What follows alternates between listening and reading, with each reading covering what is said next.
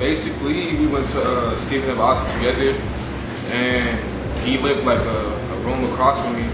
So I saw him with a pair of like Air Yeezys on, and I was trying to be African, just getting off of him and whatnot.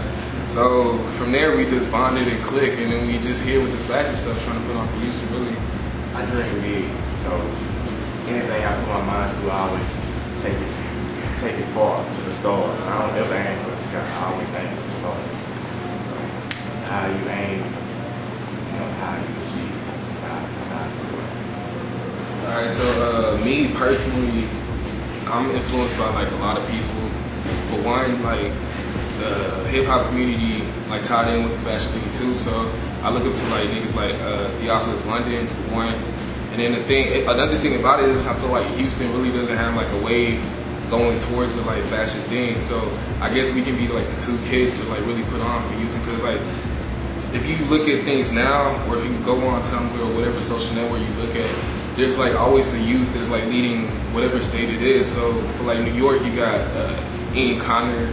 For Miami, you got Joe Pita. So, and then for Houston, really, they got Travis Scott towards the music area, but we're trying to really like do the fashion thing and see if we can like prosper in that area with it. Basically, my style is my style. I feel like I don't do too much. I don't like to do too much. I feel like the clothes make the man don't make the clothes. I mean, it's a double meaning behind it.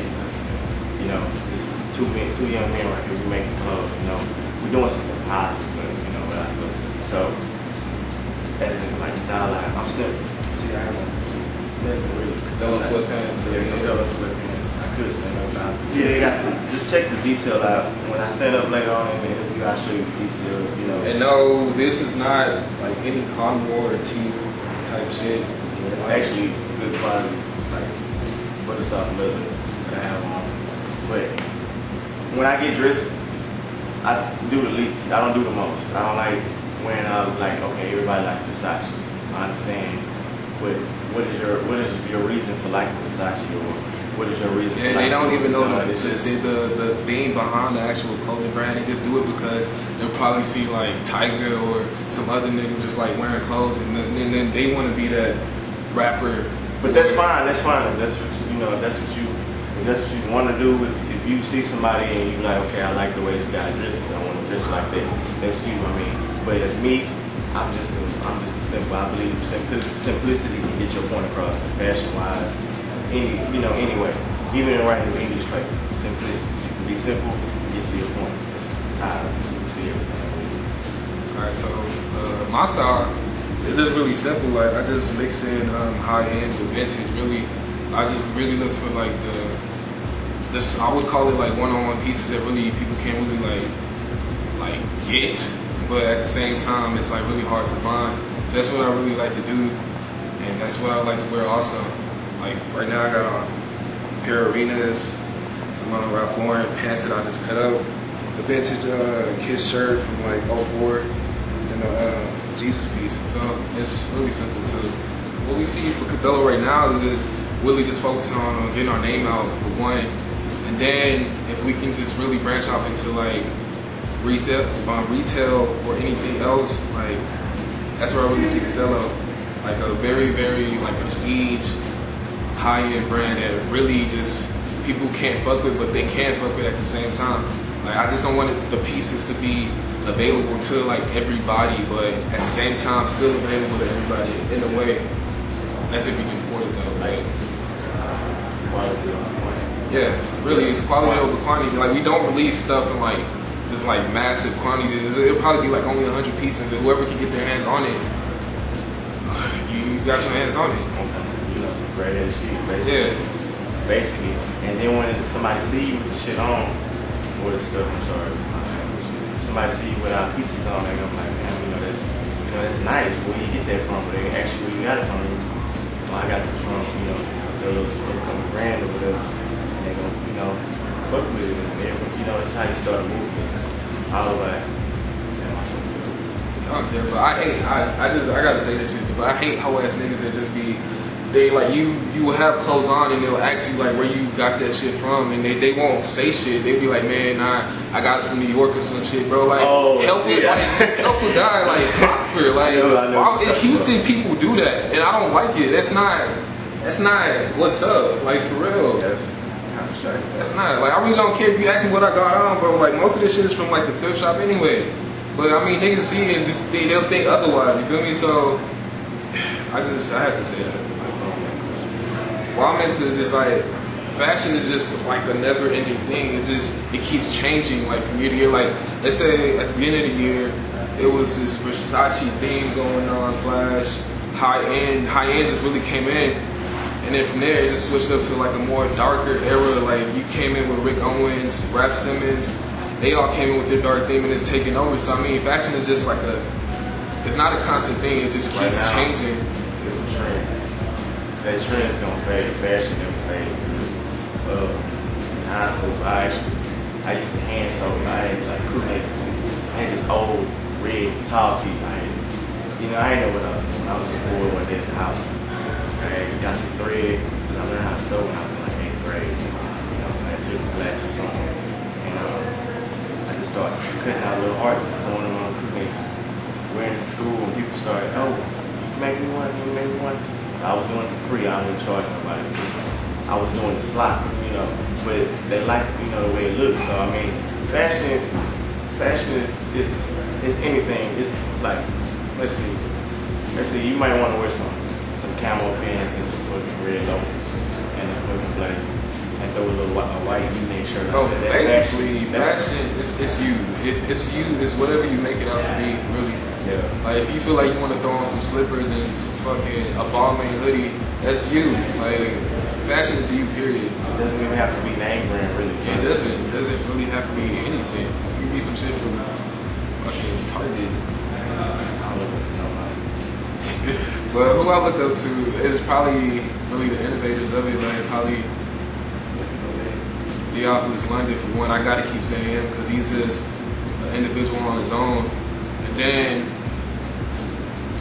I mean, I look up to also Pharrell. Pharrell's an innovator too because he did his own thing too. And I also look up to Nigo, even though he can barely speak English though. But I look up to Nigo for Amazing 8. He's like a really dope individual and he does him too. And then he was just a guy that was just really making clothes for himself. And then it tied into hip hop and it's like a multi-billion-dollar business right now. So, I mean, I look up to individuals that they don't only think fashion, but they think of it in a more of a marketing aspect. They think of it more in a not like a trendy way, but just to influence culture as a whole. And that's what those people do. And I hate hypebeasts, like for real. I hate them with a passion. I hate them. Like I'll see some people that'll come and they'll be like Givenchy everything. I'll see niggas with fucking ice cream everything, and they don't really know the inspiration behind the brand. They'll just wear it because they see their fucking favorite rapper wearing that shit. That's not the way it should be. But I mean, it is what it is. They're making money off of it, so you really can't say anything. Marketing, like pirates and Ventura. Yeah. I like yeah. Shout out to Virgil Abloh because that's really Kanye West's creative director. And he he messaged us on Tumblr and told us like he liked what we was doing, so we should keep going. So from there, we just picked back the inspiration because I'm like really a slacker. If it wasn't for this guy, I wouldn't still really be doing this stuff. So shout out to Virgil Abloh for like really just picking our inspiration back up. It should though. I mean, it really should. I mean, I see people trying to list first here and there. Most of the fashionable people are from the West. But on my side of town, I'm from the other side, on the east. You see people wearing fucking Sperry's with 2 and 3 pairs of socks, Nike socks on and shit. Like wearing polos. I mean, there's nothing wrong with polos. I mean, if you going to church, it's cool. But like fashion-wise, I feel like Houston can do a lot better. It's one of the biggest cities. We got a lot of resources out here.